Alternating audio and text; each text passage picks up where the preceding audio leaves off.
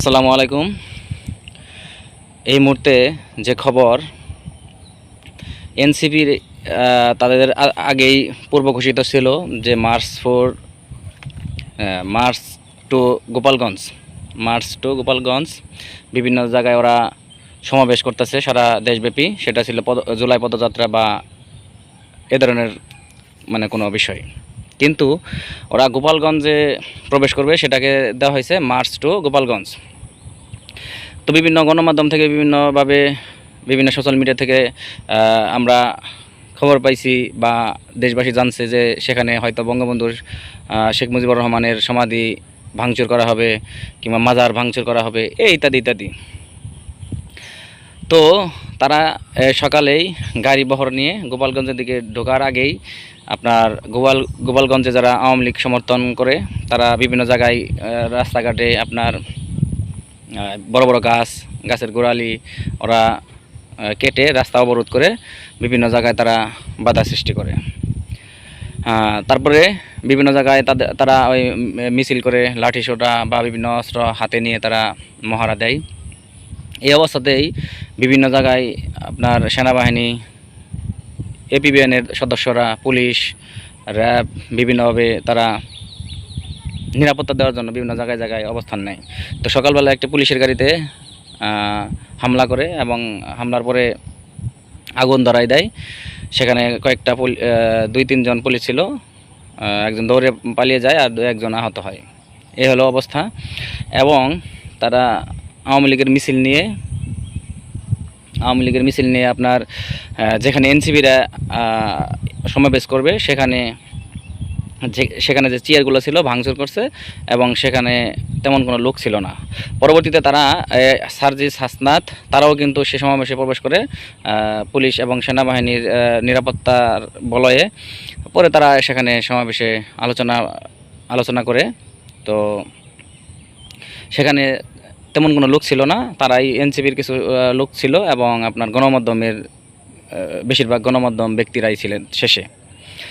তো এটা বড় কথা না, কথা হচ্ছে যে আমি মনে করি এটা ওই আপনার এই যে বাঘের লেজ দিয়ে কান খোঁচানো যে অবস্থা, যে গোপালগঞ্জ সারা বাংলাদেশের আওয়ামী লীগের সবচাইতে শক্তিশালী অবস্থান হচ্ছে গোপালগঞ্জ। সেই গোপালগঞ্জ এলাকাতে গিয়ে সেখানে সমাবেশ করবে, তারপরে বঙ্গবন্ধুর মাজার সমাধি ভাঙচুর করবে, মাটির সাথে মিশিয়ে দিবে, অস্তিত্ব রাখবে না। যিনি স্বাধীনতার স্থপতি, জাতির জনক, জাতির পিতা বঙ্গবন্ধু শেখ মুজিবুর রহমান, তার সমাধি ভাঙবে। সেখানেও আবার দেখলাম যে সেনাবাহিনীরা তারা নিরাপত্তা দিতেছে যাতে সেখানে কোনো বিশৃঙ্খলা না হয়। কারণ এই বঙ্গবন্ধু শেখ মুজিবুর রহমানের সমাধি যদি ভাঙচুর করা হয় বা সেখান দিকে যায়, তাহলে কিন্তু সেখানে হাজার হাজার মানুষের লাশ পড়ে যাবে। আর যারা সেখানে অবস্থান করছে তারা কিন্তু জীবন নিয়ে কেউ যার এলাকাতে আসতে পারবে না, বঙ্গবন্ধুর সমাধি যদি তারা ভাঙচুর করতে যায়। তো যাই হোক, সমাবেশ করতে পারে নাই। তো কিছুক্ষণ তারা বক্তব্য দিয়ে তারপর আবার তারা সেখান থেকে পুলিশের নিরাপত্তা নিয়েই সেখান থেকে ত্যাগ করতেছে। আমি যখন ভিডিও করতেছি এখনও তারা সেখানে সমাবেশ চালিয়ে যাচ্ছে। তো এই হলো অবস্থা। বিভিন্ন জায়গায় তারা বলতেছে যে পুলিশ নীরব ভূমিকা পালন করছে, দর্শকের ভূমিকা পালন করছে, তারা নিরাপত্তা দিতে পারে নাই। আরে বেটা, পুলিশ কীভাবে নিরাপত্তা দেবে? পুলিশ তো নিরাপত্তা দিতে গিয়ে শেখ হাসিনা সরকারের সময় নিরাপত্তা দিতে গিয়ে হাজার হাজার পুলিশ আহত হয়েছে, অনেক পুলিশ পিটিয়ে মারা হয়েছে, ঝুলিয়ে মারা হয়েছে, তাদের বিচার হয় নাই। তো তোমরা এখন তোমাদের স্বার্থের জন্য তোমরা আন্দোলন করতে যাবা, তোমরা সমাবেশ করবা এমন একটা জায়গাতে। বিএনপি, বাংলাদেশে দুইটা দল বড়, একটা হচ্ছে আওয়ামী লীগ, একটা হচ্ছে বিএনপি। সেখানে আওয়ামী লীগ বিএনপিরা ওইভাবে সাহস পায় না।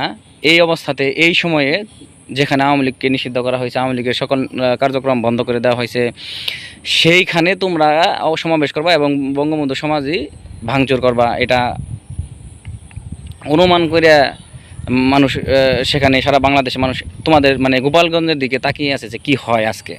তো যাই হোক, বিভিন্ন জায়গায় ওই শেখ হাসিনার বিভিন্ন স্লোগানে বিভিন্ন জায়গায় মিটিং মিছিল হচ্ছে।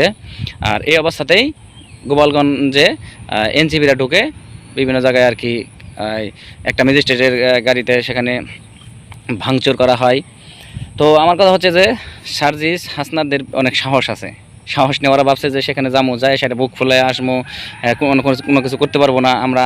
গোপালগঞ্জ থেকে আমাদের ইয়ে শুরু হবে, এই হবে সে হবে, কোনো কিছু করতে পারবো না গোপালগঞ্জের। তো তোমরা যে আশা নিয়ে গেছো জল, সেখানে যদি ইয়ের সমাধিতে একটা ফুলের টোকা পড়তো, বঙ্গবন্ধুর সমাধিতে যদি একটা ফুলের টোকা পড়তো, তোমরা জীবন নিয়ে একটু আসতে পারত না। কারণ গোপালগঞ্জবাসী বঙ্গবন্ধু এবং শেখ হাসিনাকে এইভাবে এই চোখেই দেখে। হ্যাঁ, তোমরা বলতে পারো যে শেখ হাসিনা তাদের সপরিবারকে নিয়ে নিরাপদ জায়গায় আছে, আমাদের সবাইকে মানে আওয়ামী লীগের সবাইকে ফালায় রাখে গেছে, তাতে কি ভালোবাসা শেখ হাসিনার একটু বিন্দুমাত্র কমে নাই? তোমরা যদি সেখানে একটা ফোঁটা একটা টোকা দিয়ে দেখো, ফুলের টোকাও যদি সমাধিতে দিয়ে দেখতা, সেখান থেকে জীবন নিয়ে আসতে পারত না। যদি এই ধরনের ভুল করো তাহলে তোমাদের জন্য ক্ষতি, দেশের জন্য ক্ষতি, শত শত মানুষের প্রাণ যাবে। তো যাই হোক, ভালো থাকবেন, সুস্থ থাকবেন, আল্লাহ হাফেজ।